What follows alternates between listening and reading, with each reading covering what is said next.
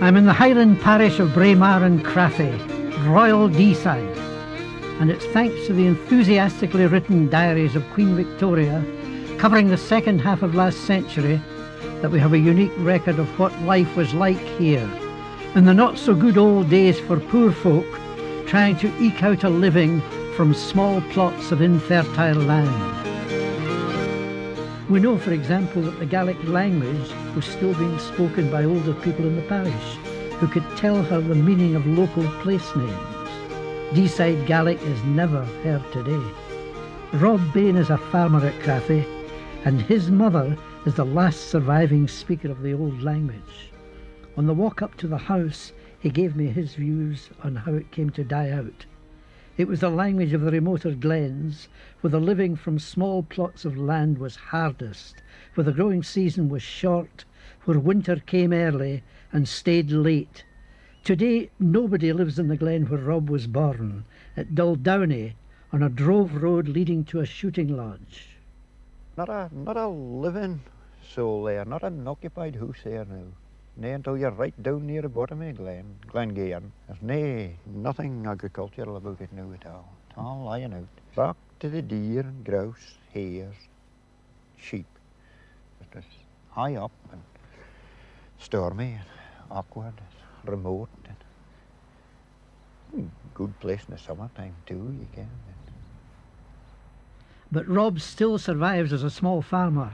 At the end of a very steep climbing track, his fields command what must be one of the finest views in the Scottish Highlands, over the grey tower of Balmoral Castle, over the winding River Dee, and above everything the peak of Loch Nagar.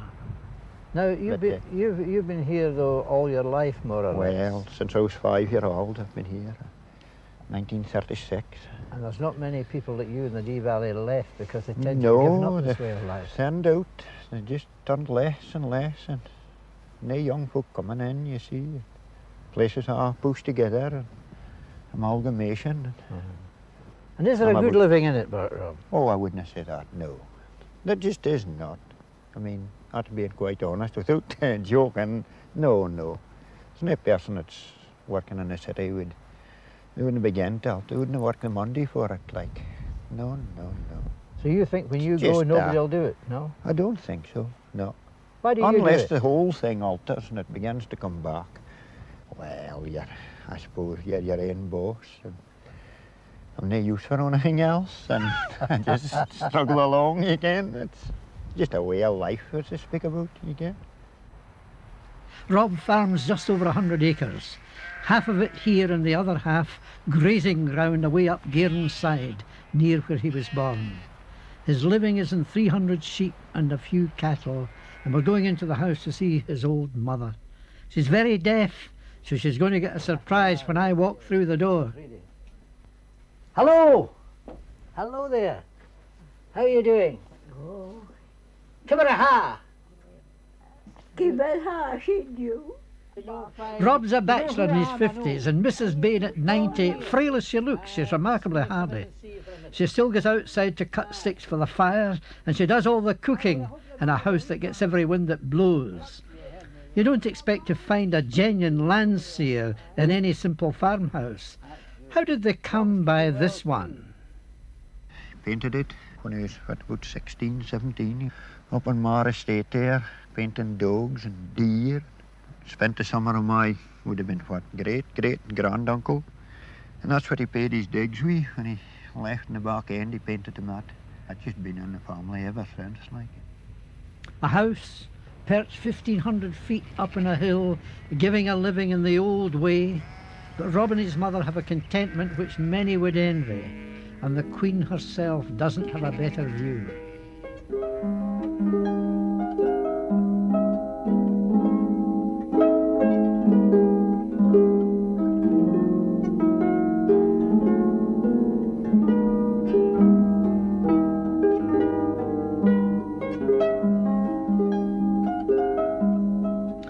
music that was set to Byron's Dart Loch Nagar. The poet was only 15 when he wrote it, 75 years before Queen Victoria came to Balmoral in 1848. Listen to the words. England, thy beauties are tame and domestic, to one who has roved on the mountains afar. Oh, for the crags that are wild and majestic, the steep, frowning glories of Dart Loch Nagar.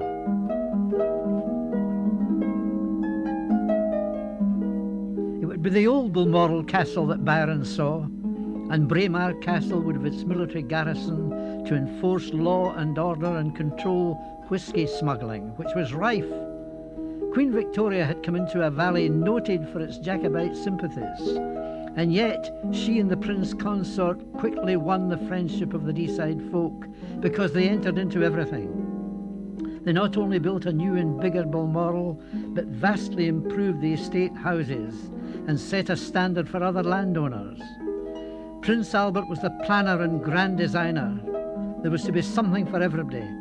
Hunting parties in the hills for the energetic, and picnics in the glens, far or near according to the weather. A tradition that's still maintained today.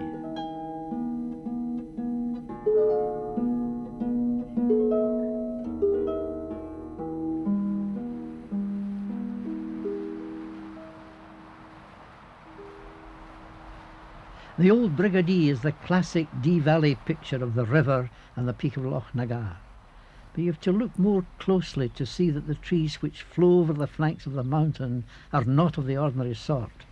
This is the Ballater forest, a fragment of primeval Caledonian pine wood, which would have been felled but for the intervention of Queen Victoria, who bought it in 1878. She commemorated its purchase by building a cairn inscribed with the words, "The bonniest played in Scotland," which is not an exaggeration.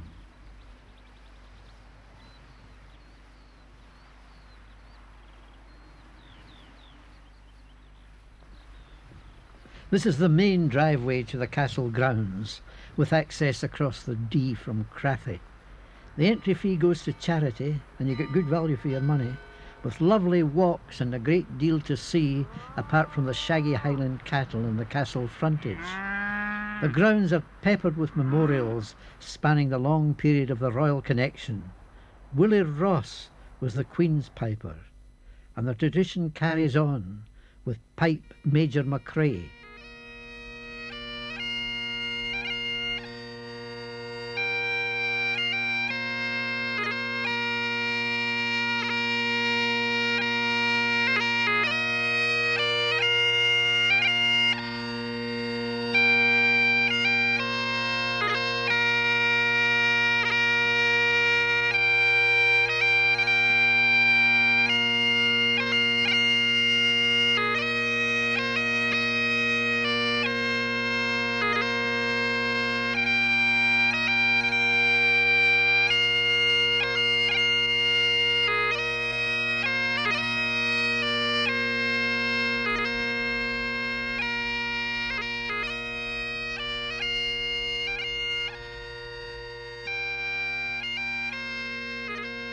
The Balmoral estates have a frontage of over 12 miles on the south side of the River Dee and stretch back over Loch Nagar.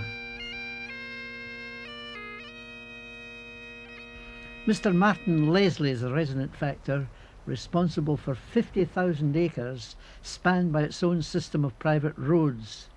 He was good enough to show me around. We're over 1,000 feet where we stand. There's very little in the way of farming because there are only small pockets of arable land which lie in the hollows. I think it's the general picture on Upper Deeside as a whole, where the underlying ground is hard, inhospitable granite, and the pockets of agricultural land that are worth farming are down by the river. The trees, good trees, grow on Deeside, but they grow very slowly. And that's principally the Scots pine. Principally the Scots pine, but other forms of trees, spruce and Douglas fir, grow very well here. Well, I've always thought about Deeside. One of its chief glories is the Ballater wood. Yes, Queen Victoria did in fact save it from the woodman's axe.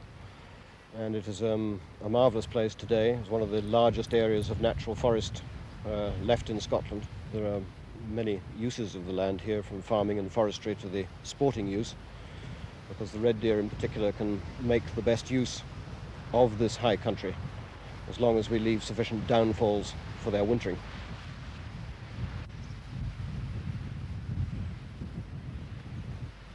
Over on the Loch Mick side, the other side of Loch Nagar from here, there is a nature reserve which we've set up with the Scottish Wildlife Trust, and the public are free to come and go there when they like, but we do try and ask for their cooperation in the stalking season to stick to the paths. We are getting more and more people coming onto the estate every year, and we are getting the same kind of erosion problems that I understand they've got down in Snowdon.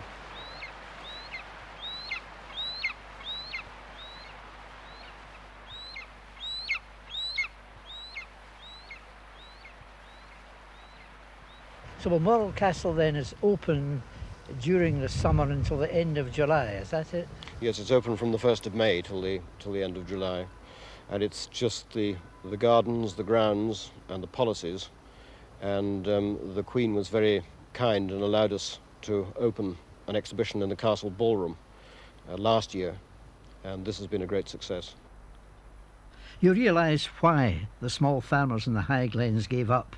Because even with 380 acres of arable land, farming at Balmoral is regarded as difficult, providing winter keep to support 125 ling cows and their calves, as well as a herd of pure-bred Highland cows.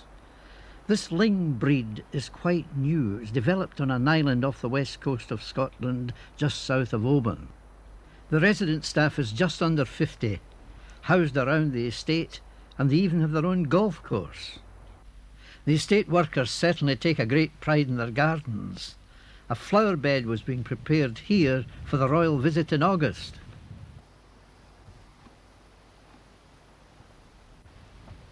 I found it surprising, though, that so few visitors explored the full range of paths open to them, especially around the fields where the horses are grazed. I was glad of Mr. Leslie to guide me around, because he led me to a very special Highland pony. Now, this is Dewdrop, who is a Highland mare, and it's the Garons who traditionally are the deer carriers on the hill. She's very good at it. This is her first foal. She's 12 and a bit. She's an extremely good mother. And how old is the foal now? The foal's 3 months old.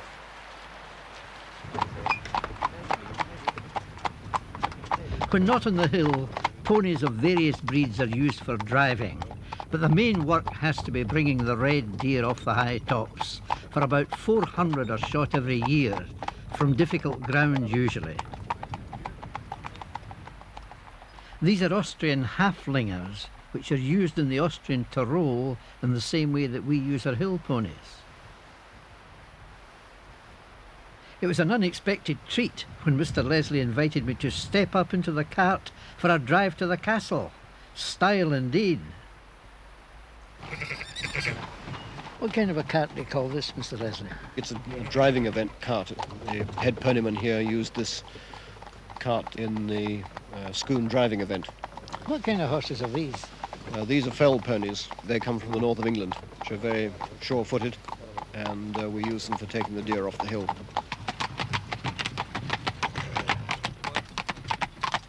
I was looking forward to seeing the ballroom, for it's said that the nights of the Gillies ball were so enjoyed by Queen Victoria that she would postpone departure from Balmoral in order not to miss them. And they got a bit rowdy too. All was decorum now, for we'd come to see the exhibition of selected Balmoral treasures. In this first case, we've got a set of Highland Games figures by Sir J.E. Boehm, and also at the end here there's a figure of John Grant, who was the head keeper. What about the piper? And that's Willie Ross, who was Queen Victoria's piper. A legendary figure in piping.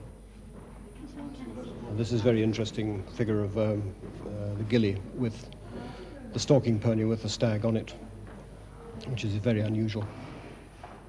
The ballroom makes a fine exhibition hall. Yes, it does. and it's much appreciated, I think, by all the members of the public who come into it. This is an interesting picture because although it was done by Zichy in 1873, the stags are taken off the hill in exactly the same way today, although the gilly may be slightly differently dressed. There was so much to see, we could have spent a long time here. When Queen Victoria came to Balmoral with Prince Albert for the first time, she was not much older than Diana, Princess of Wales.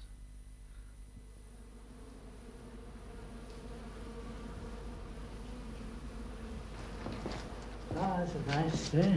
So this is Mr. Young, the head gardener's pride and joy. He keeps this full of colour all the year round. The whole year? The whole year he keeps it full of colour. That's amazing. What a show. The tragedy of Balmoral is that Prince Albert, who worked so hard to make the estate the place it is, died at 40 of typhoid fever. He was to have only 7 summers in the new castle he built.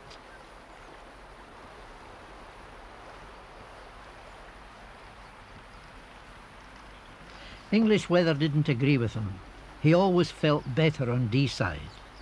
Right from the beginning, the royal family worshipped locally at Crathy.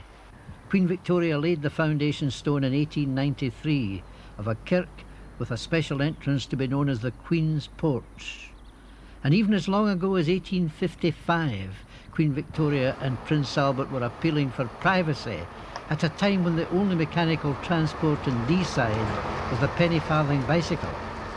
What about now, when it's hard to estimate the number of thousands who gather on a Sunday for a brief glimpse of a family who badly needs some privacy in an increasingly busy life?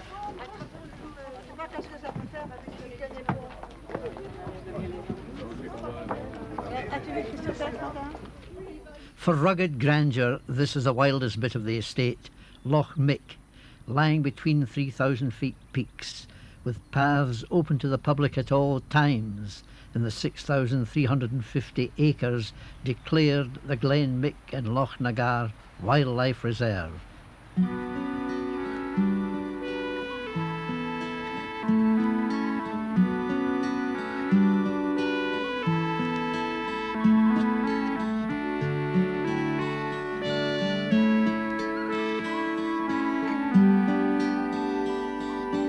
This was Queen Victoria's favourite bit of Balmoral. In her later years she built the glass-alt shield under Loch Nagar, and it became known as the Widow's House.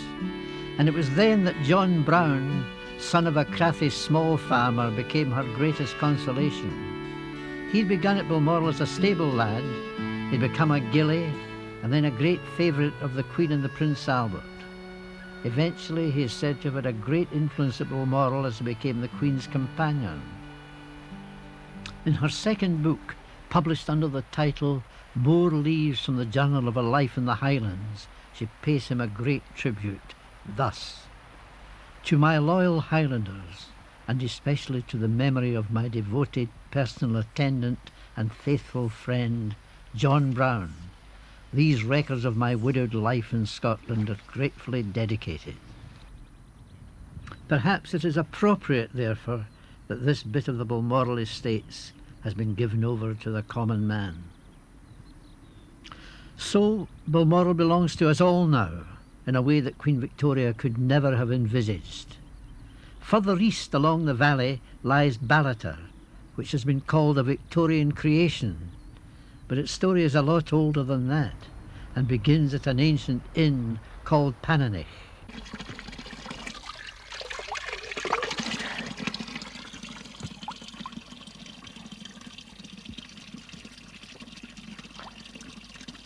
If you were drinking a toast to Ballater, this is where it should begin, at the wells of Pananich.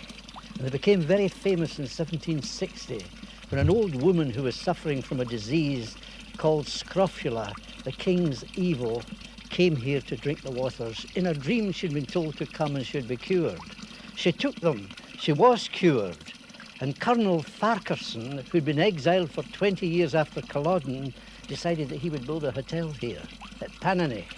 And people started to come to drink the waters, get healthy, and when the bridge was built over the Dee at Ballater, the wee town started to spring up on the far side long before Queen Victoria.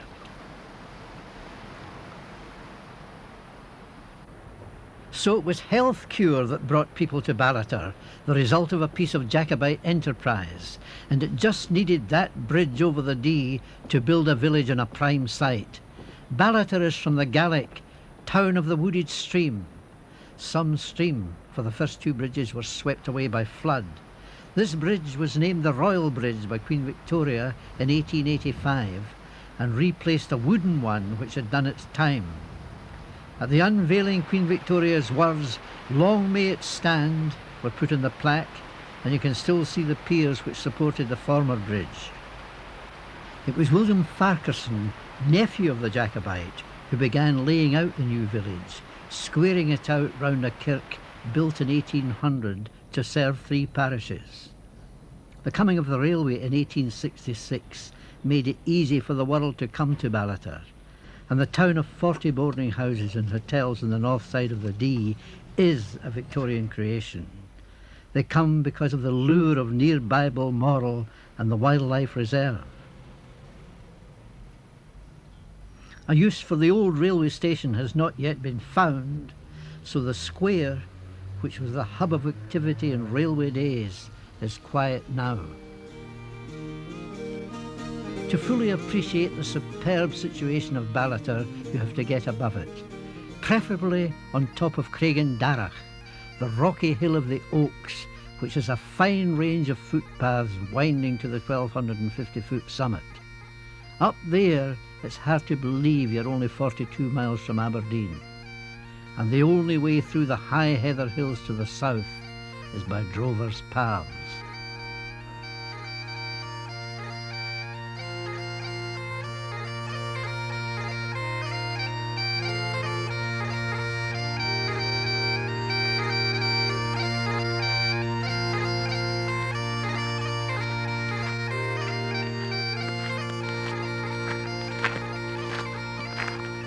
The railway to Ballater, which has seen so many royal arrivals and departures, closed down in 1966 after 100 years in use. The railroad is now a pathway for walkers.